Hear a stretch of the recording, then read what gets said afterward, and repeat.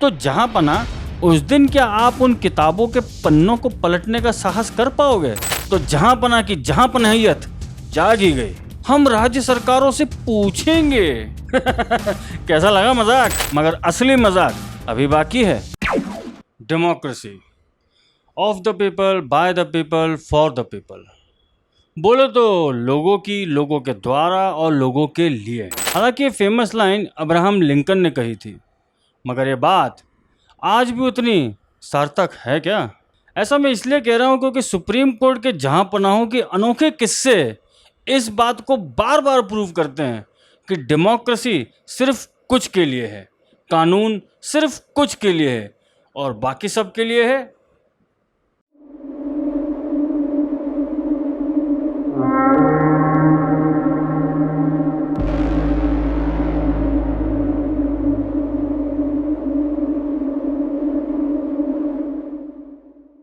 नमस्कार मित्रों, मैं सौरभ और आप देख रहे हैं भारतवर्ष।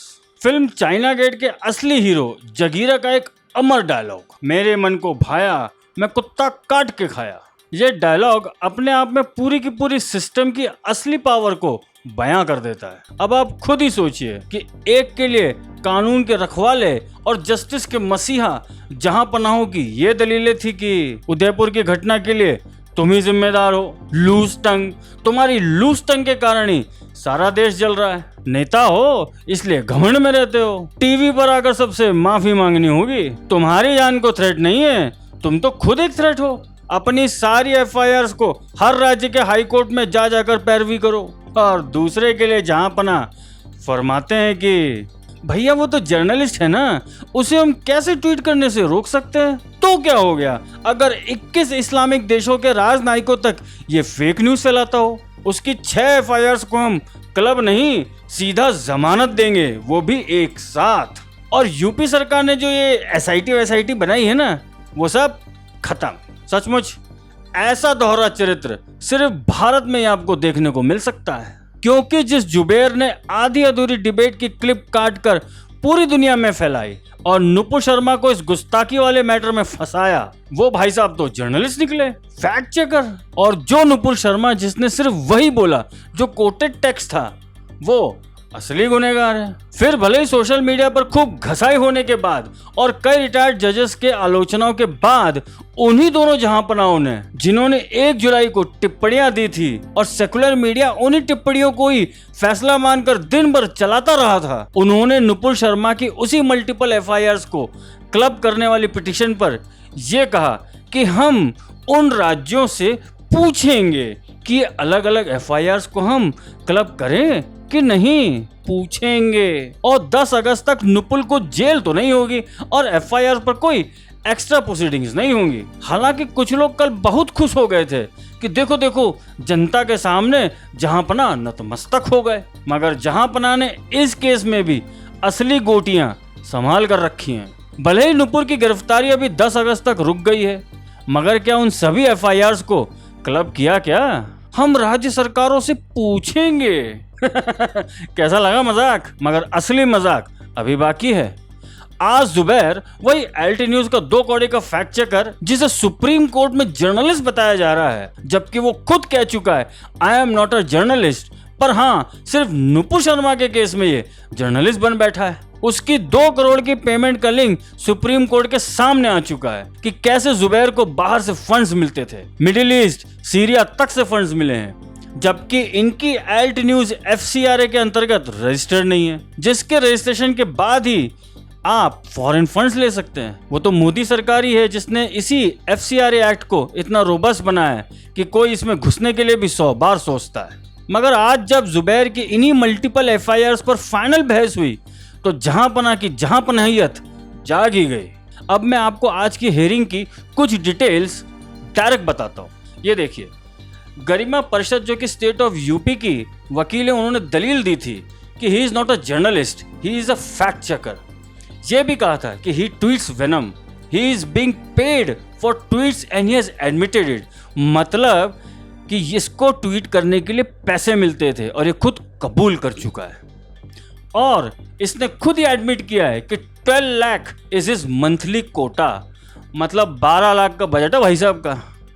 और इन्होंने ये भी लिखा कि इनको अभी हाल ही में 2 करोड़ की फंडिंग हुई है और इसके सबूत खुद पुलिस ने जुटाए हैं। और भी इसमें कई सारी दलीलें दी गई थी कि कैसे डिबेट्स को, स्पीचेस को आधा अधूरा दिखाकर कैसे उनको एक कम्युनल एंगल देकर पूरी दुनिया में फैलाना। गरिमा पार्षद ने एक केस और सुप्रीम कोर्ट के सामने रखा। आप लोगों को याद होगा कि एक यूपी के एक शांति दूत को तमाचे पड़े थे, दिखाया गया था कि देखो इनकी दाढ़ी नोची जा रही है, इनकी दाढ़ी काटी जा रही है, जबकि वो केस पूरी तरह से फर्जी था। उसी केस को लेकर सुप्रीम कोर्ट में यही दलील दी गई कि उस केस को हवा देने वाला यही मोहम्मद जुबैर था। इतना सब होने के बाद भी जहांपना को जब जुबैर के वकीलों की दलीलें मिली तो उनका दिल पिघल गया, क्योंकि उनको वो दलीलें दी गई कि भैया जुबैर के नाम पे मल्टीपल FIRs हैं, अलग अलग स्टेट में उस बेचारे को जाना पड़ेगा, उसके भी नाम पे फतवे निकल गए। हालांकि मेरे सामने अभी तक ऐसी कोई न्यूज़ आई नहीं, मगर सुप्रीम कोर्ट के जस्टिस चंद्रचूड़ जी, जहांपना जी ने ये कहा, special cell of Delhi police is investigating this issue. They have submitted a status report in which they have submitted variety of tweets. Where would balance of justice really lie? मतलब tweet इतने सारे हैं, हम किस किस को जस्टिस देते रहे और कहाँ बैलेंस बना है? कमाल है ना। और would it be desirable that these investigation take place across India? अब भाई ज़्यादा बोलेंगे तो भैया कोई ना कोई बेरोजगार वकील आ जाएगा और हम पे कंटेम्प्ट मार देगा। भैया हम तो वही पढ़ के बता रहे हैं जो जहांपना ने कहा है। आगे जहांपना के जो ऑर्डर है वो ऑर्डर बड़ा दिलचस्प है। तो finally supreme court grants interim bail to Mohammed Zubair in all FIRs। उनकी दलील बहुत सिंपल है भाई। उनकी दलील ये है, no reason to subject Mohammed Zubair to endless round of proceedings. मतलब यहाँ एंडलेस प्रोसीडिंग के राउंड जो चलेंगे उससे कोई मतलब नहीं बैठेगा। और फिर जहांपना ने ये दलील भी दी कि भैया वो तो जर्नलिस्ट है, उसको हम कैसे रोक सकते हैं ट्वीट करने से। ये तो वही बात हो गई कि हम एक लॉयर को दलील देने से रोक रहे हैं। सचमुच जहांपना का इंसाफ है ये। हालांकि जाते जाते इन्होंने ये भी बोला कि though we have not quashed FIRs, we clarified that the liberty of the same is open to petitioner. मतलब जाते जाते भी एक प्यारा सा गिफ्ट मोहम्मद जुबैर को दे दिया कि तुम चाहो तो इसके लिए पिटिशन अलग से दे दो, हम ये सारी FIRs को क्वॉश भी कर सकते हैं। और मोहम्मद जुबैर को फाइनली 20,000 के बॉन्ड पर इन 6 FIRs पर एक साथ जमानत दी। और FIR shall stand transfer to Delhi police, SIT by state of UP shall stand disbanded. अब आप खुद सोचिए कि कैसे एक ही देश में दो सुप्रीम कोर्ट हैं। एक है जो आधी रात खुल जाता है और एक है जहां आप चप्पलें घिसवा लेते हो, मगर पहले डेट्स बोले तो तारीख, इनमें उलझोगे और फिर फैसला जब तक आता है तब तक उसका कोई मतलब नहीं रह जाता। खैर, ये कॉलेजियम सिस्टम से चलने वाले जहांपनाओं का काफिला जब तक चलता रहेगा तब तक इस देश में कुछ लोग हमेशा ही प्रिविलेज्ड होंगे। एक बाप अपनी बेटी के बलात्कारियों की सजा के लिए भटकेगा और एक देशद्रोही पूरे देश में आग लगाने के बाद भी बाइज्जत जमानत लेके रवाना हो जाएगा। मोदी सरकार को अब भी बहुत कुछ करना बाकी है। सिर्फ 1-2 सुप्रीम कोर्ट के फैसलों को समझने से आप इन्हें समझ नहीं पाओगे। मंकी बैलेंसिंग करेगी सुप्रीम कोर्ट और कपड़े आपके फटेंगे। देख नहीं रहे रोतलूवादियों को, जिनकी जुलाबे भी आपके नाम से उतरती रहती हैं। वो यही तो कह रहे हैं सोशल मीडिया पर। और ना ही आप इसकी पैरेलल व्यवस्था खड़ी कर पाओगे, क्योंकि प्रैक्टिकली संभव नहीं है। बस एक ही तरीका है आपके पास, इनके कॉलेजियम किलों को इन्फिल्ट्रेट करना। अब वो कैसे करना है ये सब आपको मुझसे ज़्यादा पता है, वरना रोज ऐसे बेइज्जत होते रहोगे और जनता का विश्वास खोते रहोगे। हम लोग पहले भी देख चुके हैं कि कैसे जहांपनाओं ने चुनी हुई सरकार, मेजॉरिटी वाली सरकार, 303 वाली मोदी सरकार के कानूनों को लटकाया। किसान आंदोलन इसका सबसे बड़ा एग्जाम्पल है। नरेंद्र मोदी उन 3 कानूनों को वापस नहीं भी लेते तब भी वो नलिफाइड ही थे, क्योंकि सुप्रीम कोर्ट ने उन्हें अनिश्चित काल के लिए सस्पेंड कर रखा था। ये जो अंग्रेजों की विरासत बनकर आज भी जहांपना ऐठे ऐठे रहते हैं, उनको शायद ये नहीं पता कि ऐठन हानिकारक होती है। ज़्यादा ऐठने से लकवा हो जाता है।